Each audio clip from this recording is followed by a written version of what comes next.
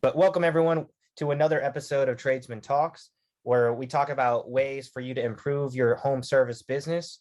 And certainly if you're on the brink of starting your own home service businesses, hopefully this conversation will give you enough reason to take the next step and take action, because I can promise you, regardless of what level of success you reach, you will be proud that you made the move, and you will no doubt learn skills along the way. So today we want to talk a little bit about specifically the journey and what it might look like from the beginning and throughout your levels of success. But before we dive into that, Wilson, how was your week? It was a very busy week. We got a lot of stuff done. We got a short week, obviously, for the holidays, but we've got some really cool partnerships in the works where we're going to be working with some larger companies, hopefully to help further our mission of revolutionizing the trade. So obviously super excited about that. And yeah, man, can't complain. How about you? That's good. Yeah, we actually were talking about kind of creating a new label of sorts, or a new brand. We were talking about Contractors MBA, where we can really kind of encompass the whole business aspect and educating people in a bunch of different ways specific to home service professionals or contractors. But throughout the week, I was working on some houses. We're doing some flips and managing the cabinet shops. Those have been going pretty smoothly. We're focusing on developing our marketing side a little bit more. We were leaning heavy on Facebook ads for a while, and up until recently, the conversion rates are starting to shift, costs are starting to change. So we're incorporating new ways to generate leads. We're actually going to be rolling out some print advertising with specific neighborhoods that we want to be servicing. There's a lot of retirement areas in Florida, and those are ideal demographics for home services. Right. And so we're rolling that out. Money, they're not likely to want to do it themselves. Yeah, that's like check all the boxes, please. Yeah, but it's been, just like other weeks recently, it's moved by super fast. It's already Thursday, and looking to finish the week strong. Thanks for asking. So let's dive into the subject today. Really want to help give some clarity for people that are ready to take their business seriously and get to the next level, as well as speak to those who haven't quite started and might need a little bit of a push to get started. And for people in either one of those situations, I really want to help set expectations. As I've built my business and I've incorporated leaders that manage other locations, and I've developed managing partners where they own equity in some of these locations, I have learned, and I am continuously reminded of the importance of setting clear expectations. And the idea that people don't know what they don't know certainly can ring true in many situations, but especially when you're forming business partnerships or you're building teams and you're growing your business. And one thing that I was talking to you right before the call about was a little bit of my journey. We were reflecting on my journey up until this point, and how working 15-hour days was standard, working in the middle of the night, hardly ever taking off weekends, working through holidays. And it wasn't necessarily hard for me to commit to those things. And we were talking about maybe some reasons why. Certainly, those sacrifices that were made were not necessarily comfortable, but the commitment was strong throughout that journey. And I like to think it still is. And so we were talking about the importance of mentality and kind of the expectations that can be set at the beginning of someone's journey with building their business. Yep. And if you don't, as someone who's building your business, if you don't accept the idea that things are going to get stressful, things are going to get anxious, there's going to be deadlines, there's going to be expectations that you're setting with not only yourself, but the homeowners that you're serving, that maybe the team members that are around you. And there's a standard and culture that's created, but it all starts with you as the business owner, right? Yeah, 100%. I mean, what's the phrase? You can't teach what you don't know, and you can't lead where you won't go. Right. Yeah. Yep. If you're going to have people follow you 100%, you have to set the tone. And I actually think it's kind of interesting because the first thing you said was, hopefully this could give somebody the push. And this topic it will be polarizing, right? Because some people are going to hear this and go, you know what, shit, maybe I don't want to work that hard. I probably don't want a business. And that initial push that's required, right? The late nights, the early mornings, the, weeks where you feel like you have not slept in weeks, like those are the red tape that separate like business owners from a lot of times entrepreneurs. And red tape, like the mode of success, a moat is good or bad depending on what side you're on, right? Some people hear this kind of stuff, they get really motivated because they're willing to put in that kind of work, they're willing to front load some of that effort to get there. But the ability for you as an owner to make the commitment to put forth the type of effort that you believe other people would not be willing to put forth is typically what separates success from not. And Absolutely. I would even say that there needs to be the feeling of being challenged. When you're listening to us talk about this subject of being willing to make the sacrifices and push yourself to get to the next level, throughout this journey, there needs to be an underlying feeling of being challenged in an existential way, I would even say, whether it's you challenging yourself with the commitments that you've made or the statistical likelihood of you being successful or not. As I was growing my business, I knew there's a likelihood that I'm not going to make it. Yeah. But there's a part of my character that likes the challenge. It's almost like there's a part of me that's saying, bring it. There's a part of me that's saying, let me show you what I got. Let me show you how hard I'm going to work. Let me show you that I can make this work.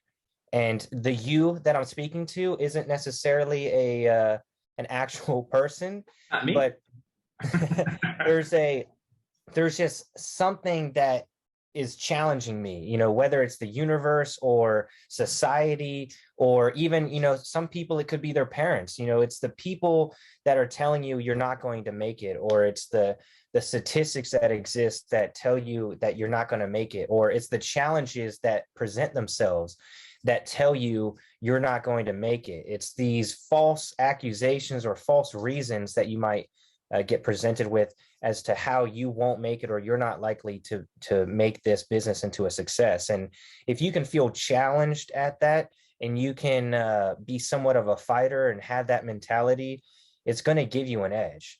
If you can almost ask yourself, like, who has the willingness to do that?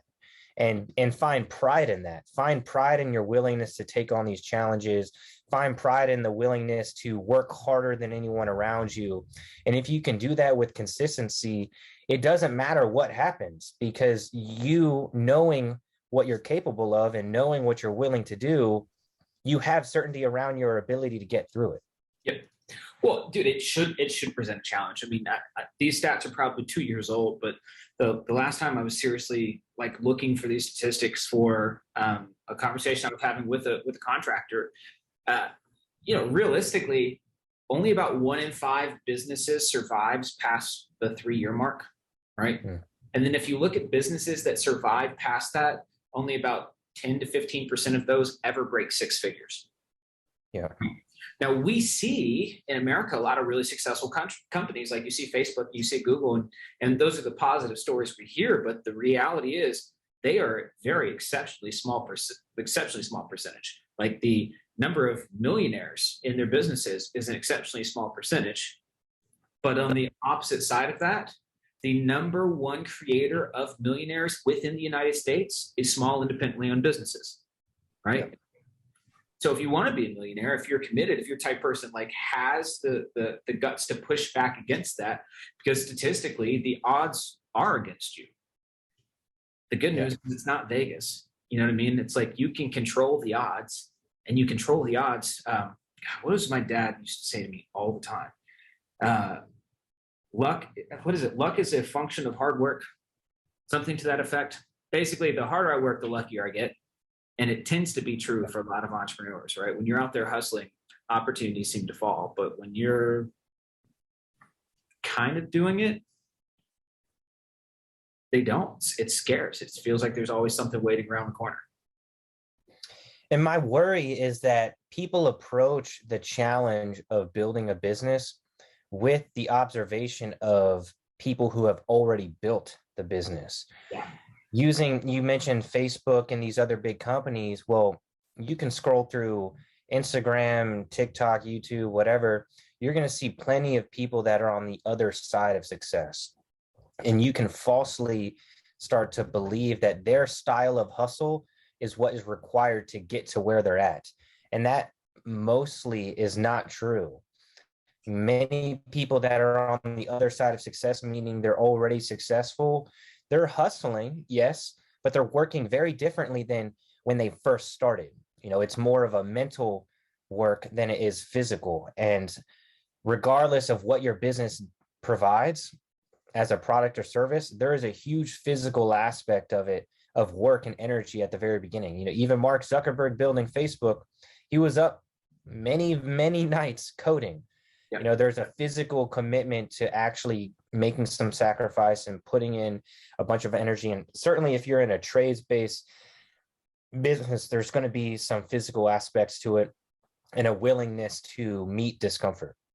Well, man, when you think about that, though, one of the things that's really unfortunate is, and you guys can take this quote to the bank, Instagram is full of shit, right? just flat out. When you look at what people post on Instagram, like they post vacations. If you look at your average friend's Instagram, you would assume that they're vacationing 50% of the year. When you look at the average entrepreneur's Instagram, it's like, dang, this guy's on a private jet like all the time. And like, he probably flew on a private jet one time and put on 6 things of clothes so he could take pictures, so he could say that he did it, have the photos, and you think he's relaxing. But I know people that are incredibly, incredibly successful, and every one of them works like that. Every one of them hustles, right? They may be hustling different, but they still outwork the average American by 2 or 3x. For sure. And there's always that component of working all the time. But I would even go as far to say that the ones on Instagram, they're not posting what they actually do as far as their grind, right? Because they're grinding, and I've struggled with this, with you and I in the journey of building and developing a brand. It's very hard to record us working because we are working. We're busy. And we're not actors. People to follow us around, remember? Because it's just like, right. Well, that's how some people do it. That is a way to do it. But even then, you're in situations where there's bad lighting, there's bad sound, and especially in home services, like it's very hard to record the grind. And when you're focused and you're in hustle and work mode, you're not thinking, oh crap, let me stop and record this clip, and so even the ones that are very much adamant about their work, there's not a ton of content to prove. It's much easier to record you on the off days than it is to record yourself on the working days. 100%. And I think where that becomes tough for people is like, if you can't, it's very hard to describe to somebody that's never been in a situation what they're about to face, right? Like I can tell it to you, you can imagine it, but it's not the same. Like I can tell you what it's like to have, mad employees screaming at you while mad customers are calling you, and you feel like everyone is out to get you. But until you've been in the center of that shit, it's like, you're just not going to know, right? It's like you can hear it, but you don't know it. Well, it's like you hear people say this, like, people told me what it was going to be like to have kids, but it's nothing like what they said. Of course not. Same freaking concept. I say as somebody that doesn't have kids, but it's like one of those things. It's hard to describe before you get there, which is part of the reason, we make everybody fill out the what is your why program before they apply to work with us.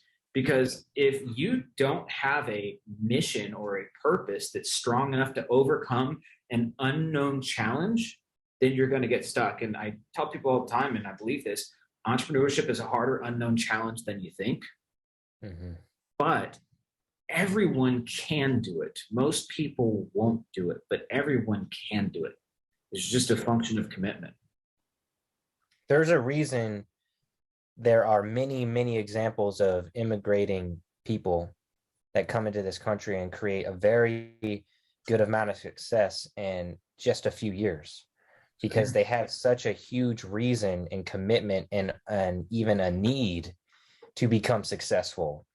And so it could be hard to create that um uh it's hard to create that feeling that if it's not genuine, I'm blanking on the word, synthetically. It's hard to synthetically create that feeling of need if you don't actually need to make it work. If you have a huge cash reserve, or if you have your bills taken care of and you're trying to build, a business that requires a high level commitment and a lot of energy, it's going to be more challenging for that person to go through that because there isn't an actual need. Yep. And back when I was building my business, there very much was a need. I needed to pay my bills, and I figured out a way to do that and make a lot more than what my bills called for. But by creating those processes and committing to the process, I was able to build the business. But it all stemmed from that high level of need and that commitment at the beginning. And even, whether it's a fault or not, even as I became successful, I kept reinvesting into the business, wanting to grow it and grow it and grow it. So even though I was making all these, all this profit, I was putting a bunch of that back into the business so I can hire more people. I can spend more on advertising. I can buy a bigger facility. And so I was always putting myself in the position of needing to make it work and needing to push things to the next level. And so for those of you who are in the position of wanting to grow your business, you really got to not only have a big reason on why you're doing it, but figure out how to make it a need, and not necessarily, make yourself broke, but reverse engineer a plan that requires you to accomplish one level before you get to the next. So if you're trying to be a millionaire, we've spoken about this several times, reverse engineering and creating a plan to where if you want to make $1 million a year, you got to first at least make 100,000. And you got to do what you need to do to have a business that creates 100,000, and then maybe 500,000, and then 1 million.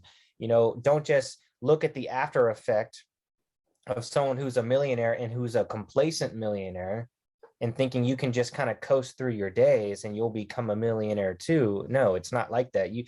It's almost harder. And some people I've heard say this, it's harder to make your first 100,000 than it is your third 300,000 or your first million, and vice versa. It's probably harder to make your first million than it is your first 100 million, or your first 10 million. There's levels to this. And it's the law of the big mo. It's in 21 Laws of Leadership, it talks about that, right? Getting up to speed is by far the hardest part. And especially at the very beginning, because little things can derail you, right? Like if a train hasn't started moving yet, right, it doesn't take much to stop on the tracks. Once it's going, it's very, very hard to stop. But in the beginning, a lot can derail you. And especially when your business is small, you are more vulnerable, I guess, to mistakes, right? You're more vulnerable to problems. Like if you're on your second customer and they leave you a 1-star review, I mean, that's crushing, right? When you have 50 5-star reviews and somebody leaves you 1 star, it's like, okay, that's an asshole, whatever, right? But when it happens matters, and your ability to, treat everything like it's important enough that a 1-star review could never be an option has to happen in the beginning. And that means, again, staying up late. That's a great point, prioritizing.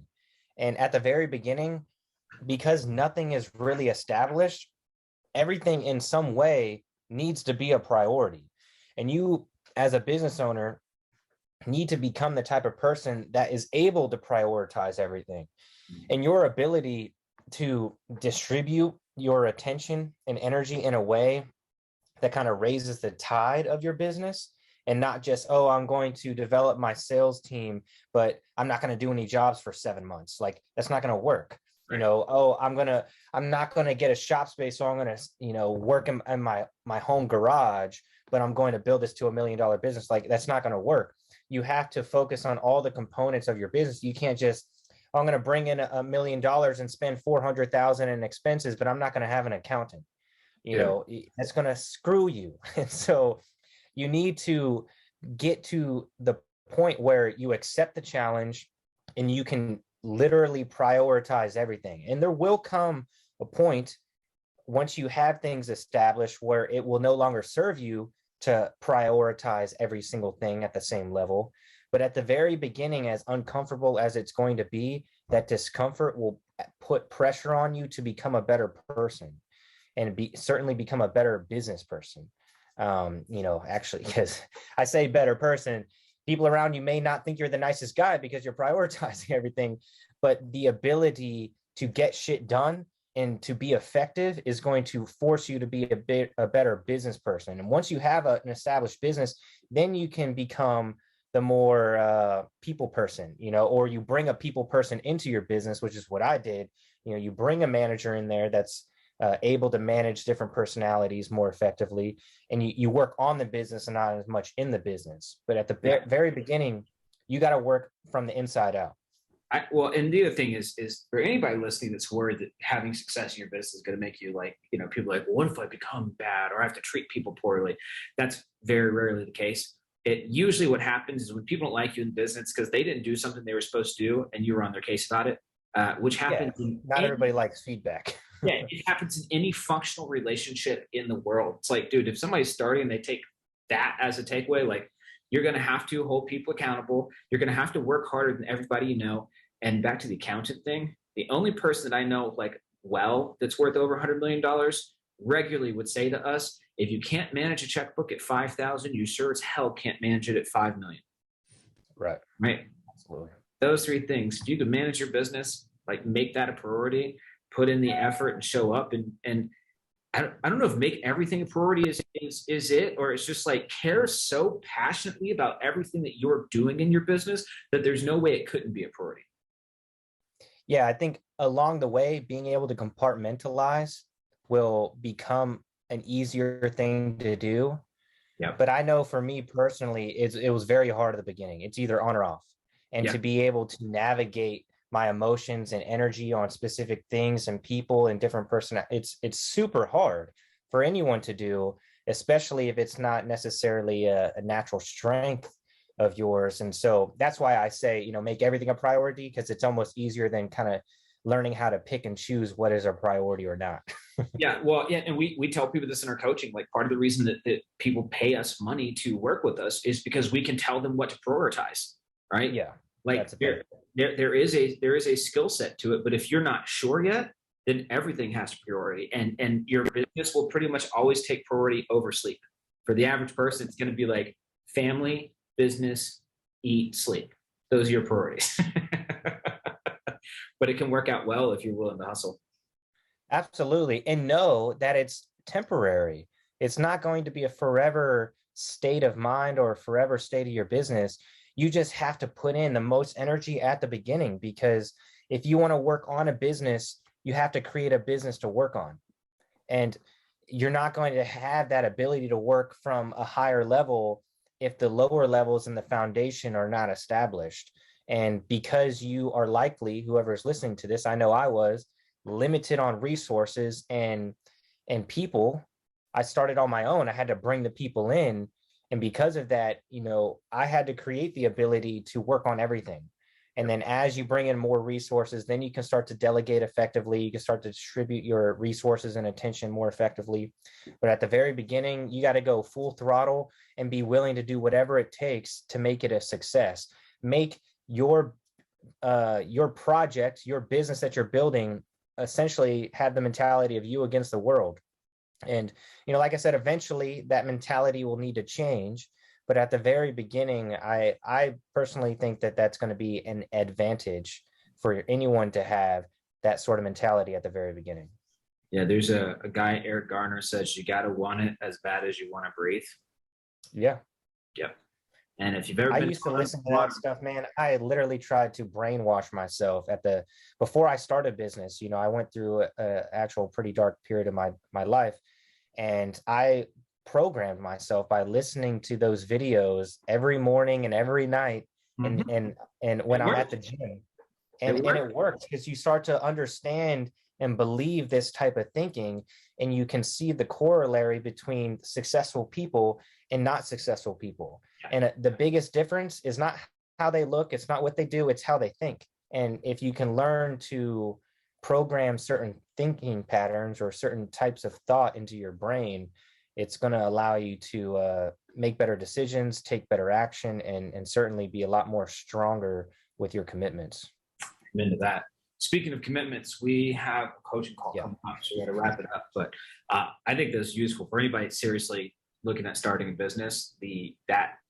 That lesson, right? The commitment to being able to put in the time and to treat it like it's a huge deal, right? Want it as bad as you want to breathe. Yeah, that's all you take away. That's huge. Awesome. I agree. And if you guys have any questions or need any guidance on anything with your home service business, regardless of the trade, shoot us over an email at support@cabinetstartup.com. We'd be happy to help you out. And until then, we'll talk to you guys same place, same time next week. Have a great one.